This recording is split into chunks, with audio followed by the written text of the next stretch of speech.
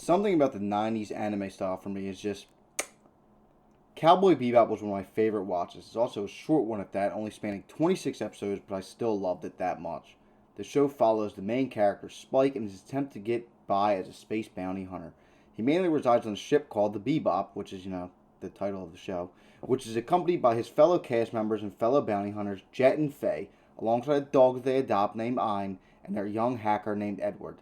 The story mainly involves them going around trying to collect bounties so they can make ends meet and live good lives, but doesn't always work like that, and somehow they get involved in other situations. While goofy at times, there are so many symbolic elements in this show and little touches of jazz music playing throughout the anime that make it so that much more enjoyable. It seems every character deals with some sort of trauma in their past and eventually have to face the ghosts of their past when the time comes. In the final few episodes of the show, it feels like each character's arc comes to an end one after the other. While some have a happy conclusion, Spike, the main character, falls victim to a tragic end to his character.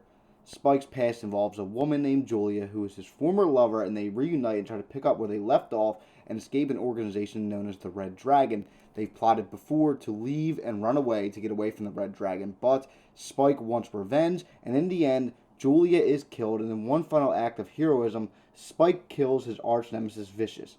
In a blaze of glory, Spike is victorious, but that's very short-lived as he meets his demise at the end as well. Since this is a 90s anime, the animation isn't amazing, but it isn't bad by any means. It kind of still holds up to this day. I really enjoyed the English dub of this show because Steve Blum, he's a very prominent voice actor. He voices Spike, and I really enjoyed the amazing job that he did on Spike as a character. I never watched it in sub or heard Spike's Japanese voice, but Steve Blum kills it as Spike, and I really, really enjoyed that. I don't know if that's just me, and I'm looking at it differently because I like the dub over the sub, but Steve Blum does a fantastic job, and that just makes Spike's character so much better, in my personal opinion. This anime is definitely a classic and still holds up very well to this day. Like I said, the symbolic, hints of jazz and stuff like that, just playing in the background just makes it that much better because it is a different time. I know it's supposed to be set in the future because they're in space, but those little elements just make it even that much better.